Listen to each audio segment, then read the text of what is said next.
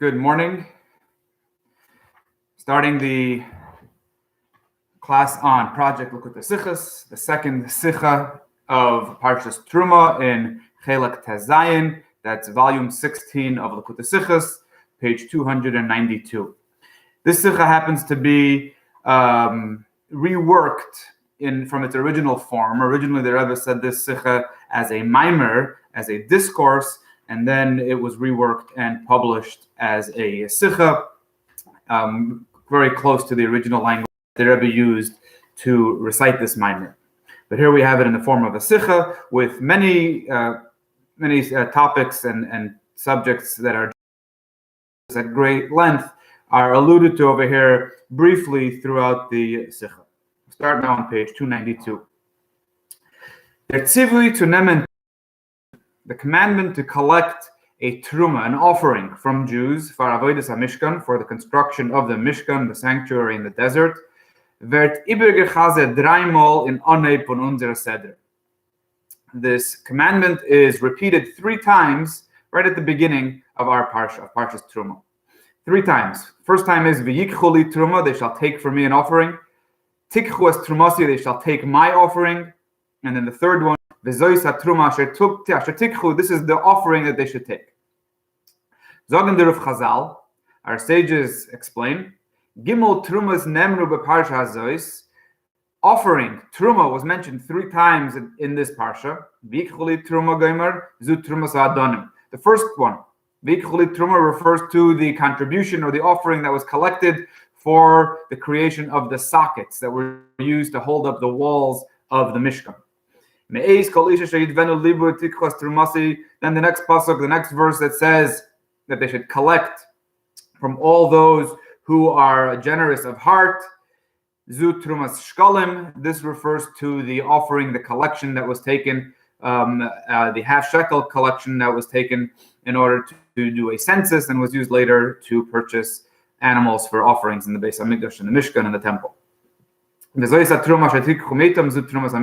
third one, where it says that this is the offering that shall be collected, refers to the contributions and the donations that the Jewish people gave for the general construction of the Mishkan, of the sanctuary. So 3 times the Torah tells us right at the beginning of this parsha that a teruma, an offering, should be collected, and each time it refers to a different collection. In the way that these 3 collections or these 3 contributions are described in the parsha, the language is different. The first 2 are only written in general terms and alluded to, without much detail. The details on the Pratim wegen sei, their details are elaborated on in future parshas, in Parshas Kisisa and Parshas Likkutei and so on. But Trumas HaMishkan, the contribution that was collected for the construction of the Mishkan, is described in this in Parshas Truma, the details of what they gave and what the Jewish people donated for the construction of the Mishkan is described in our parsha in great detail. So we need to understand. Because all 3 of these collections were for the purpose of the service in the Mishkan. All 3 of them had something to do with the Mishkan. As we'll see soon, what each one represented. When that half shekel donation that everybody gave, which is described in Parshas Kisisa, was ultimately used to purchase animals that were offered on the Mizbeach, on the altar. So technically, that isn't part of the actual construction of the Mishkan, while the other 2 are. Is doch like Psaka Rambam, according to Maimonides, according to the Rambam's ruling, as the mitzvah from Binyan HaMikdash is Zayin, it blows Bayis Lashem. The reason, the purpose for the construction of the Mishkan was not just so that Hashem should have a house, nor as Zayin Muchon Liis Makrivim Boyer Kabbanis, it should be a place ready and prepared for offerings to be brought in it. Kumtos, as the Tzivui Vasilim Mikdash. This means that when the Torah in our parsha commands us to make a sanctuary for God, nennt darum euch die Hachanas was fordern sich zu lieb avodas karbonos. That includes in it also all steps necessary to actually fulfill the service of the temple, which is offering karbanos, offering sacrifices on the altar. And part of this preparation, the gearing up, the building up towards being able to perform the service in the temple, includes in it also the collection, the monetary collection that was necessary in order for these communal offerings to be purchased and then offered. So that technically is also part of the service of construction, of building the Mishkan. So because all three of these collections were directly related to the construction of the Mishkan, so why does our Parsha not describe in detail all three of these and what their collection was and what they were used for? So now we can explain that the reason the Trumas Ashkalim, these half-shekel coin collections that were collected, were not mentioned, they were not elaborated on in this parsha, since practically speaking, at the end of the day, they're not part of the actual construction of the Mishkan. It is a preparation for the service. Therefore, is nicht da in Parshas Truma, there are dazu sagen die Pratim wegen der Truma. So perhaps we can say that our Parshas Truma, is not the correct place to describe these in detail. Another Parsha is, because it's not actually the service, it's just part of the preparation for the service. Let's say that. But with the other donation, the donation that was used, the coins that were then used, that were welded and melted and welded into the shapes of sockets that held up the walls of the Mishkan, was ein Natel from Binyan Mishkan. These sockets were in fact part of the Mishkan. So why is there no elaborate discussion about this contribution in our parsha? That the Rebbe begins this Sicha with, why is only one of these three donations elaborated on in this parsha? If all three are mentioned at the beginning of the parsha, then all three should have been discussed at length. In the way the Torah describes these three contributions, we find another distinction. By Trumas Ha'adonim steht v'yikchu truma. When discussing the contribution that was used to create the sockets, the Torah says, "V'yikchu truma," they shall take for me an offering. By Trumas Hashkalim, when the Torah describes the contribution of the half shekel coins, it says, "Tikchu es trumasi," you shall take my offering. And by Trumas HaMishkan, and with regards to the contribution that was used to construct the Mishkan, the Torah says, "V'zois hatruma asher tikchu," this is the offering that they shall take. Thus haste. More specifically, what is the actual difference between the way the Torah describes these three contributions? By the Erishter Truma, with regards to the first donation, Ha'adonim, when it talks about the sockets, is the Shaykhs from the Truma zum Eibishten Mudgesh in a besonderen Wort, Li Truma. The donation that's being given to Hashem, that's being given to God now, the fact that it's being given to God is emphasized in a word, in a standalone word by itself. The Torah says, Li Truma, a contribution to me. By the Zweite Truma, with regards to the second contribution, Shkolim, when they donated the half shekel coins, wird die Shaykhs zum Eibishten eingeschlossen in the Wort Truma Gufa. The association and the relation that this contribution has to Hashem is bound with the word Truma itself. It's still two separate words, but in Hebrew it's one word, Trumasi, my contribution. But again, in the original, in the Torah, it's one word. So the contribution and the relationship to Hashem are bound together in one word. By the dritte Truma HaMishkan, when the third contribution is mentioned, the contribution used to construct the Mishkan, there is no mention whatsoever that this is a contribution to God. The Torah says very, very plainly this is the contribution, without saying a contribution coming to me or being given to me or my contribution and so on. Just as this is a or the contribution. A fascinating statement that the medrash of our the medrash on our parsha describes.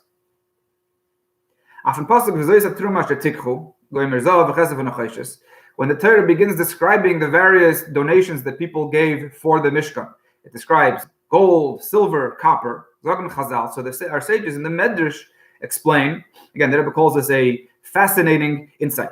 Zahav keneged Malchus Bavel, gold corresponded to the Babylonian kingdom. Kesef keneged Malchus Madai, silver corresponded to the Median, the kingdom of Madai. And Nechoishes keneged Malchus Yavam, copper corresponds to the Greek Empire. V'oiris elim adamim keneged Malchus Edom, and the dyed ram's hides, the red ram's hides, were corresponded to the kingdom of Edom, Edom being red. Very interesting statement by the Medrash, leads us to a perplexing situation. Was for a kesher v'shaychus is dort zwischen die Dalet Malchus and Trumas HaMishkan? What connection do these four empires, these four kingdoms, have with the donations given for the Mishkan? Adrabah, the opposite would seem to be true. The Dalet Malchus, these four empires, haben doch gebracht die Dalet Goliath, no Churban Beis HaMikdash. They implemented the four exiles that the Jewish people found themselves in, along with the destruction of the temple. Which is the opposite of the purpose of these donations being given for the construction of the Mishkan. What in Yonah is, of course, the purpose of all these donations was v'asul mikdash, you shall make for me a sanctuary, binyan v'hakamas beis hamikdash, constructing and erecting a Mishkan, the sanctuary, the tabernacle in the desert. So why does the Medrash tell us that these four components, these four items, general items that were donated by the Jews for the Mishkan, correspond to these four empires that led to the Jewish exiles? So now to understand, to explain all this, the Rabbi prefaces with a famous concept in Chassidus, as the avodah ruchnis von va'asuli mikdash dirlo yisbarach b'tachtonim. What's the ultimate spiritual purpose of creating the sanctuary for God? Making a dwelling place for God in this world.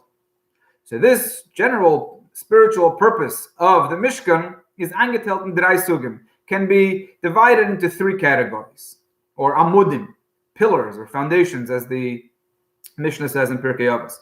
Torah, avodah, ugmilas chasadim. So we have Torah study, avodah, which generally means worship or prayer, and gemilas chasadim, acts of kindness, which is a general reference to all mitzvahs.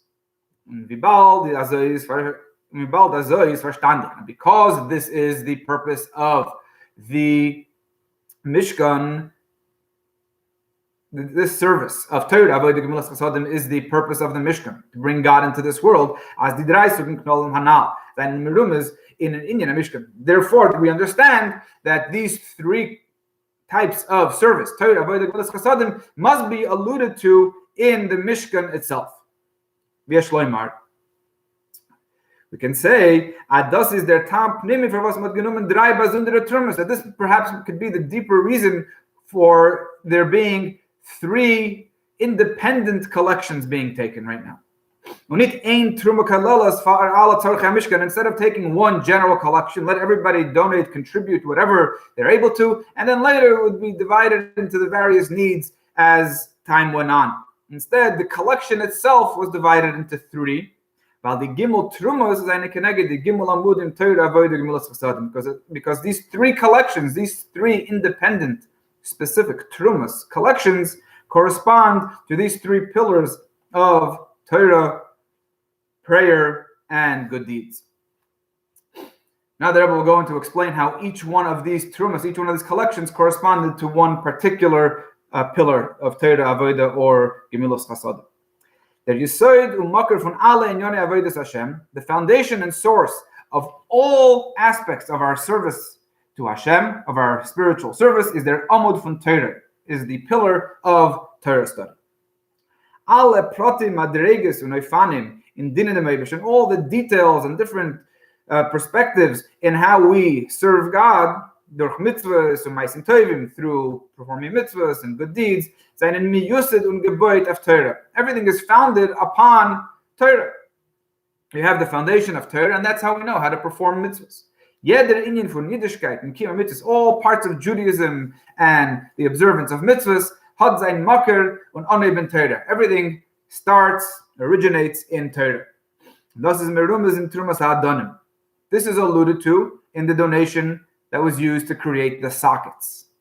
Because they sind in the Yesod for the Mishkan. The purpose of the sockets was to hold up the walls. They were located at the bottom of the pillars that then came together to form the walls of the Mishkan, and they represented the foundation of the Mishkan. Similarly here, the Torah represents the foundation of all aspects of Judaism.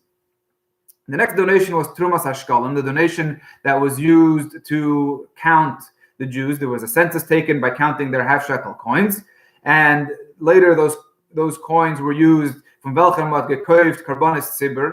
Animals for communal sacrifices were purchased through these funds. In there is their kav fun avodah. This represents worshiping God, or the service of God, as is expressed through prayer. But thus is avodah sakarbanas. Generally, avodah refers to sacrifices, and tefillah shemakom karbanis took tikrum, and by extension, prayer, which was established as on a regular basis after the Beis Hamikdash, after the temple was destroyed, to be in place of the karbanis, in place of the offerings. So this donation, this contribution, represents the form of service expressed through prayer. And Trumas HaMishkan. And finally, the third donation, which was used for the general construction of the Mishkan, was nemt arum di alle dvarim gashmim. It includes in it all of the physical material used to construct the Mishkan. Zahav, gold, kesef, silver, nechoshes, and copper, v'gomer, and so on. When Belchamat gebayt the Mishkan, all these materials were then used to construct the Mishkan. Is keneged der avodah von mitzvahs. This corresponds to the service of performing mitzvahs. Mitzvahs are performed through physical objects such as gold and so on. Was klalusim is gemilas chasadim, and a general term for all mitzvahs is acts of kindness. Kiyadua, as is well known as gemilas chasadim, is klalus mitzvahs. That whenever the Torah or the Gemara or the Mishnah refers to gemilas chasadim, to acts of kindness, it is a reference to all mitzvahs in general. Dem beer in the chilukim zwischen die drei none avodah house. Now that we've explained the difference between these three types of service of God, Torah, avodah, and gemilas chasadim, that werden verstandig der tam hashinuyim hanal siv beis by the gimel trumas. We will now understand why the Torah uses a different expression with regards to these three contributions that were given for the Mishkan. Der Unterschied zwischen die drei Kaven, Torah, Avodah, Gemilas Chasadim is. Now let's understand the general difference between these three paths in our service of Hashem: Torah, Avodah, and Gemilas Chasadim, which is Torah study, prayer, and performing mitzvahs. Once we understand that difference, we'll understand the difference in the language used in the Torah as well. Torah is Veheya Etzlei Amun Shashuyim Gemer Lefonav Chemda Gnuza from the Meibishtim. Kadma Loil Malpayim Shana. Torah is considered God's treasure. It is concealed with Hashem. In fact, Torah was created, so to speak, and existed 2,000 years before the world. Obviously, we're not talking about physical time, but Torah is 2,000 years removed from the level that we find ourselves in now in this world. Even before a Jew studies Torah, not in the same way as studying the laws of how to perform mitzvahs. A mitzvah is only really relevant when there's a person who needs to observe the mitzvah. Called inyan ha-mitzvah is an anzak to a mensch. When the Torah describes various commandments, all 613 mitzvahs, they're only relevant when there's a person to receive that commandment and then to perform the mitzvahs. Torah, on the other hand, is completely removed from the world, and it is God's wisdom, it's God's pleasure, and it's something that exists even without a world. Of course, once the Torah was given to the Jewish people, it did descend to this world. And now human beings can learn Torah. It still remains, as our sages describe, they are words of fire. They are God's words of fire. Torah doesn't change even when man starts learning it and studying it and understanding it, grasping it in his own human intellect and even in his speech. Torah will always remain God's wisdom, and will always remain infinitely greater than the person who's studying Torah. Now, of course, we've learned in other places in Chassidus, and in fact, in last week's Sicha, in this same Chelik, we've discussed how studying Torah makes the Torah that a person learns his own, but nevertheless, Torah itself, the way it is in its original form, never changes and never really comes down completely into this world. It remains one with Hashem at all times. That's Torah. Torah is always higher than the world. Then we come to Avodah, which is karbonos, tefillos, sacrifices, or prayer, is Adam ki yakriv mekem. A person offers of his own. That Adam is ich mekarev to Meibishtin. He brings himself close to God.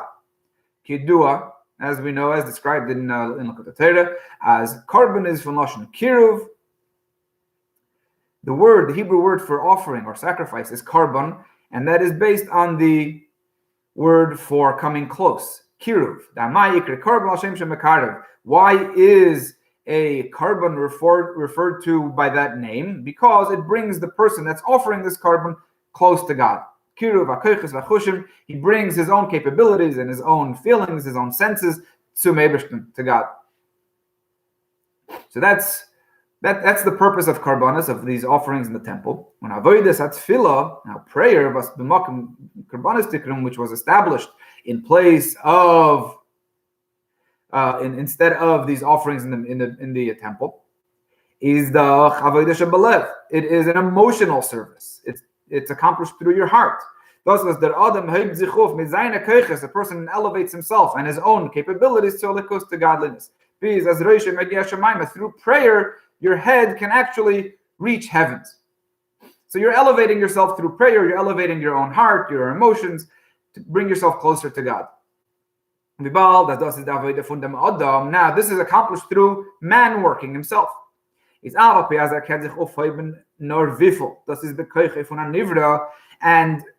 the extent that a person can reach, the heights that a person can reach through his prayer, depends on his limited capabilities as a human being. However high he does reach, he becomes entirely united with that level. So although he may not be reaching the highest levels of godliness and spirituality through prayer, but whatever level a person does reach based on his own capabilities and his own abilities, his own senses, his own feelings, and his own emotions, that level will become one with him. So that's Torah and prayer. Torah remains with God. Prayer is man's service, elevating himself as far up as possible. And these two forms of service, Torah Avodah, these two forms of service of Torah and Avodah have a similarity. As by beide is this askus from Adam in und mit sich. That when a person is studying Torah and when a person prays, his involvement in these two forms of worship are limited to himself. Therefore, any results will only be felt within the person himself too. When studying Torah, his own intellect becomes one with the wisdom of Torah, God's wisdom. And when he's dying, when he's praying, he is the one that gets elevated to the highest levels of spirituality as far as he can reach. So your involvement in Torah and prayer only affects yourself. There is no actual involvement with physical matter. As turning those physical objects into holy objects.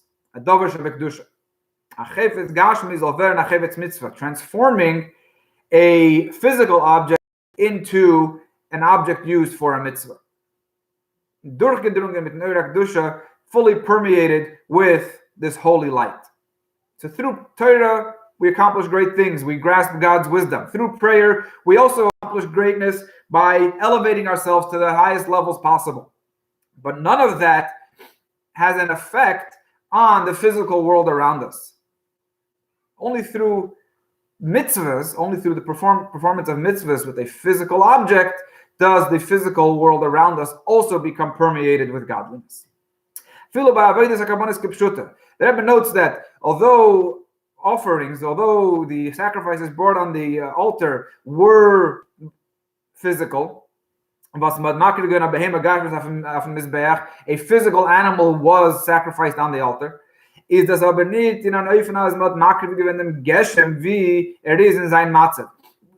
offering was still not a sacrifice of actual physicality.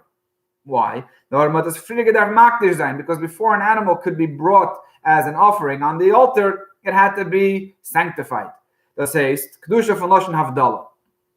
The Hebrew word for holiness or sanctity is similar, has a similar meaning as the word Havdalah, which means separation. Abscheiden, separating, and aufheben, and elevating from seine Niederigkeit. So the animal is set aside, it's separated from all other animals in the herd, it's elevated from its original lowly status. Only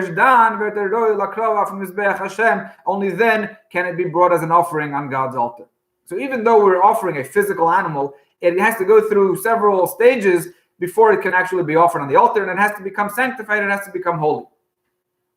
Das ist der Yisr in dem dritten Kav. But when it comes to the third path in serving God, Gemilos Chasadim, this third component in the three of serving God, acts of kindness, which, as we said before, was his koil kiyum kol mitzvahs. It contains in it the observance of all mitzvahs. What's accomplished through this is to uftam the ikir in the davar gashmi mit welchem is mekayim the mitzvah. We affect this physical object with which this mitzvah is being performed as although it retains its original form, at least outwardly, it still seems to be a lowly physical object in sein Gashmis, in its own physical state. It becomes now an object used for a mitzvah. It becomes sanctified, it becomes holy through the physical object. It doesn't change. The object used for the mitzvah remains a physical object, and if you look at it on the surface, outwardly, you don't see that it was used for a mitzvah, but inside, it becomes permeated with this holiness associated with the mitzvah. That's why mitzvahs are actually limited. There's no infinite amount of mitzvahs that we have to do. Unlike Torah, which this is described as being infinite. Und Tefillah was ihr Tachlis Hashlemus, and or davening prayer, which, as we said earlier, its purpose is when we elevate ourselves to heavens, which is alluded to in the service of God, as described in the Shema, as being with all of your faculties from Mesiras Nefesh, which leads all the way to potentially self-sacrifice, giving up your own life. So Torah is infinite. Prayer could potentially be infinite. Hecher from Medidas Vagbalas, beyond all limitations. But mitzvahs are not infinite because they are enclosed. They depend on lowly physical objects. Even mitzvahs that depend on our emotions, which perhaps are slightly more spiritual, as they live a gashmi, only spol werden mit the gefühl von Ava v'yira. even these emotional mitzvahs like loving God and fearing God and so on require the physical heart to be affected. When you have real love for God, when you have real fear of God, your body is naturally going to feel it. And that's how you know you've performed the mitzvah properly. When the physicality of your heart and of your body, the actual physical matter of your heart feels the performance of the mitzvah. Therefore, because they depend on the physicality of the object or the heart performing the mitzvah, they're limited. They're not infinite like Torah and mitzvahs, Torah and prayer. So now we come back to the distinct expressions of Teruma, the way they relate to God. Mentioned earlier, the Torah describes the 3 different Terumas, each one in a unique fashion. V'yikhuli Teruma, when the Torah says that they shall take from me a Teruma, is Meramas of Kava Torah Kanal. As we said, that refers to Torah. Was me high time state the V'yikhuli Teruma. That's why the Torah says they shall take for me an offering. Nit v'yitnu Teruma, not they shall give me an offering.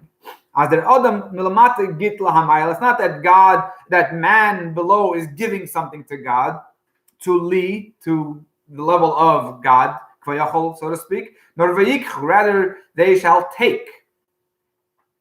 We're not giving, we're taking.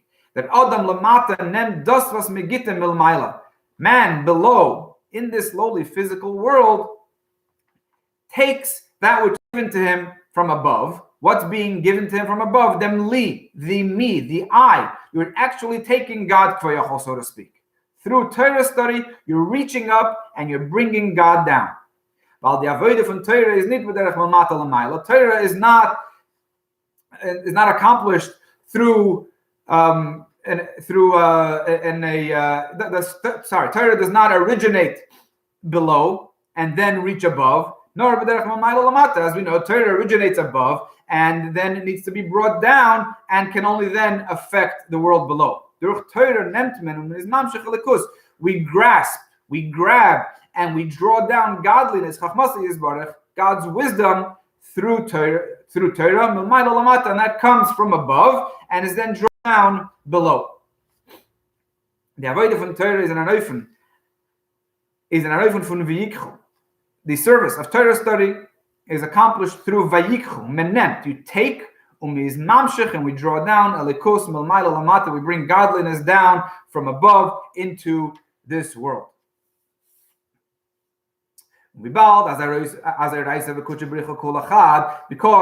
Torah and God are really one entity, the fard is the pasuk medayik v'yikhu. That's where the pasuk specifically says they shall take from me. The word li, the word me, over here, and this pasuk refers to God's eternal essence. Through Torah study, you are able to grasp God's essence.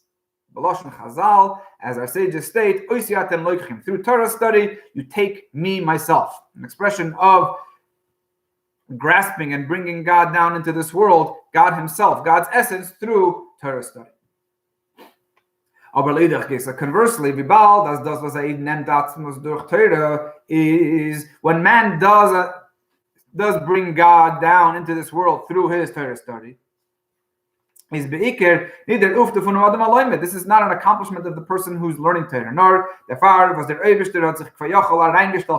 is the only way that a person can bring God down into Torah is because God placed himself into Torah.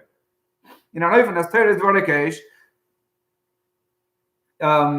because Torah is still considered words of fire, God's words of fire, bleibt the hamshachas ha'atzmas kilo v'apgetragen from the modem alignment. Nevertheless, it still remains removed from the person who's studying Torah himself. So, although you're actually bringing down godliness, but the person who's studying Torah himself is not completely united with God, because Torah is still somewhat abstract or extremely abstract, depending on the level of Torah that you're studying. And you can never have a true, complete relationship with God only through Torah. Business can sein ametzias. Potentially, there is room for a scenario as the Torah is all you learn. The Torah it can be studied by someone who is impure. Then it's still God's wisdom. You're still bringing it down. God, you're still bringing me. You're taking me down. Bringing down God's essence through Torah study. Man is infinitely removed from the I within Torah. There's no way that the Torah, in its true form and true essence, can be revealed to this individual who is in a state of impurity. That's also why the word li is separate from the word truma. They shall take for me a contribution. This alludes to the fact as their li, the essence that is being drawn down through Torah, und the truma and the truma itself, this offering, the avodah v'limud Torah, which is the service of man studying Torah, seien nicht ein Wort or ein Sach. They're not one word, and therefore they're also not one unit. V'bal the hamshachas ha'atos bleibt abgetragen from the moment of the malayim, because as we said earlier, as much as you bring Torah down into this world, it still remains removed from the person studying it. The next step, as we said earlier, was the donation given for the census and later used to purchase animals for offerings, which represents avoida, which represents offerings and prayer. When the Torah describes that truma, that contribution, steht der Lashon trumasi, my contribution or contribution for me, but it's one word. But in the carbon gashmi gufa is oilum vert nichlol is ein makar b'sherish l'mayla.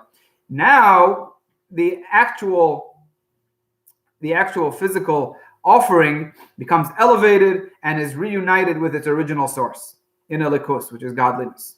The same is accomplished through prayer. As we said earlier, man becomes elevated through prayer, reaching the highest levels of heaven as far as he can reach. He reaches a level where the is by meir begilut. This godly light can now be revealed to him. Und der Far steht trumasi. That's why the Torah uses the word trumasi. It was weist as der Verbund von truma, because it's one word that indicates that the truma, this avodah, this service that man is doing, and li, mit li, and I, hamshachas alakus durch der avodah, which is the relationship with godliness that's accomplished through this service, is an nikir v'niglev v'nirgish in their avodah. It is apparent, it is felt through the person performing this service.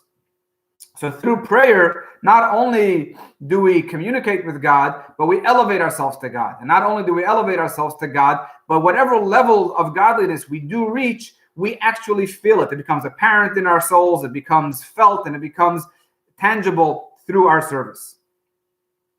By the dritter truma, but now we have the third and final contribution, Trumas HaMishkan, with the contribution used to construct the Mishkan. Was is the avodah mit geshem allein wie is begashme yusei. This is a service that is accomplished not through reaching down and bringing God through Torah, not through elevating ourselves through prayer, but rather it's a service, it's a spiritual work done with the physical world itself. The way it is in its current state, in its current physical state, is the hamshachas alakos in the avodah behelam. Therefore, any godliness that is drawn down and enclosed within this service is going to be concealed. And the far state, truma stam. And that's why the Torah uses the word truma without any reference to it being a donation to God. Under man truma Hashem, without mentioning anything explicitly that it's being given to Hashem. While in their avodah is nit kentik the shayachas HaKadosh Baruch Hu, because on the surface it is not clearly apparent that this service is related to Hashem. So we have these three levels: Torah, where we reach down and we bring God into our world. We don't have that real relationship with the Torah, with God, because it's completely beyond our capabilities to truly grasp God's wisdom. We elevate ourselves through prayer that makes the godliness more apparent within our lives, but only to the level as far as we can reach. And the third level is mitzvahs that brings God into this physical world, but it is so concealed that it is not ever clearly apparent that this is a spiritual service. Now, it sounds like this last level of performing mitzvahs in the physical world is the lowest level. The Torah says that although the Rabbi says now, although mitzvahs are enclosed and therefore depend on physical objects, this is where the true purpose of creation is expressed and accomplished. As we know, the purpose of creation, the reason why God created the world, was because He had a desire for a dwelling place within this lower world. The Alter Rebbe is madrish, and as the Alter Rebbe emphasizes, as das meint,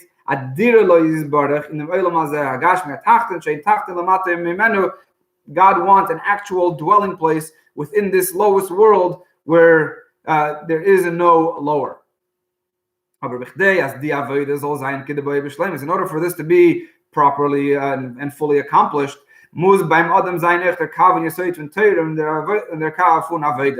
in order to properly bring godliness into this world and permeate every physical part of this universe, we first need to have Torah and Avodah, Torah study and prayer. Without those foundations, the drawing down of godliness and spirituality into this physical world will never be complete. So while the purpose is mitzvahs, the mitzvahs still depend on a foundation of Torah and prayer. Now, because everything that we have in our lives today, as far as our service of God, originated in the service in the Mishkan, in the sanctuary, this was also alluded to in the service performed in the Mishkan. That's why the Torah describes in detail only this last level, the contributions that were given for the physical construction of the Mishkan. Because in this last level, these physical mundane contributions express the ultimate purpose. And the other two contributions, they're mentioned only in general terms, and they're only hinted to, because part of the original plan was that these two contributions, they serve only as a preparation, as an introduction to the completion of this dwelling place for God. So the parsha begins with describing three contributions. The first two are important, but they're not the ultimate. The third is the ultimate. The first two represent Torah and prayer. They're important, but the ultimate is the mitzvahs that come as a result of the introduction and the preface of Torah and prayer. And das is echt der Bier in Divrei HaMedrash. And now going back to the Medrash, which described as Zav, Kesef, gold and silver and so on. The Goyimers and Keneged Al Malchus correspond to the four empires that brought the Jews into exile. Because the purpose of all these contributions, especially this final contribution that was used to construct the physical structure of the Mishkan, the purpose is to create a dwelling place for God in this lower world, to use these physical objects to create a sanctuary for God. The shleimus and dominion, when does this reach its perfection? When does this purpose become fully realized? Nicht also in Binyan HaMikdash, not so much when the Mishkan was constructed, in welchem hat gesehen beinei Baser wie in Zeh is da Hashras HaShechina, in the Mishkan, in the sanctuary, and then later on in the Beis HaMikdash, in the temple, we saw godliness. It was a physical structure, but godliness was apparent and it was witnessed every single day. So that the ultimate purpose of God reaching the lowest levels was not fully fulfilled and fully realized in the temple, nor in the Avodah B'zman HaGolas, but rather, when is this fully realized? During our time of exile. And Gashmis Olam is betokfoi. The physical, mundane existence of the world remains at its full strength. Und durch der Avodah zu übermachen euch dem Geshem, and now through our spiritual service within this physical world, we transform this mundane physical existence. Is a mevarer den Tachten lamata. Then we reach the ultimate purpose of purifying and thus elevating even the lowest of the low.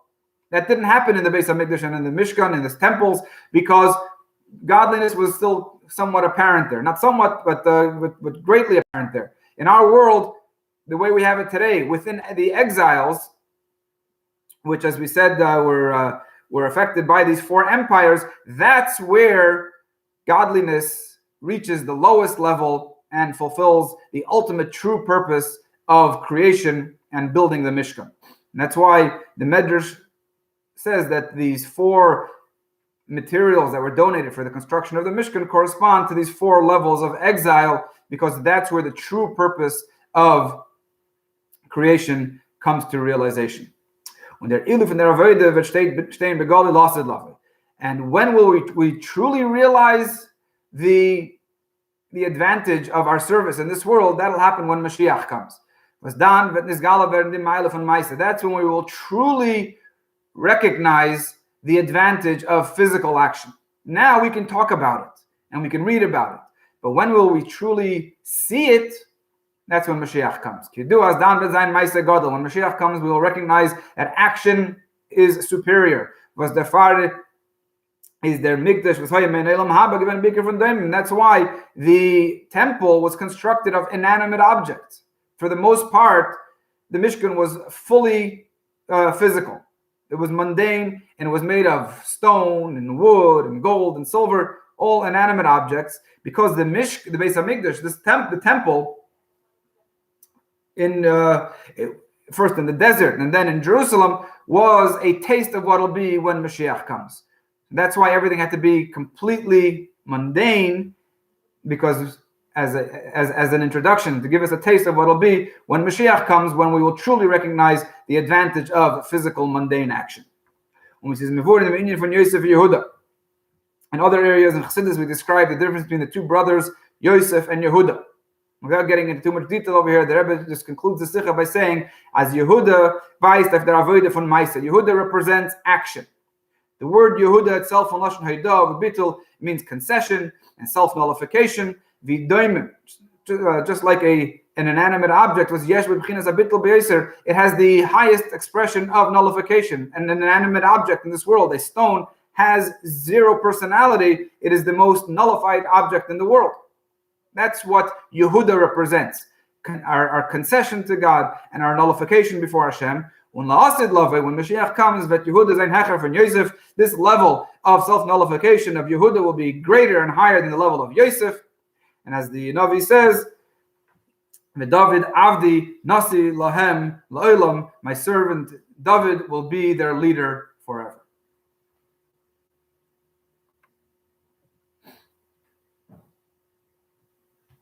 Morning.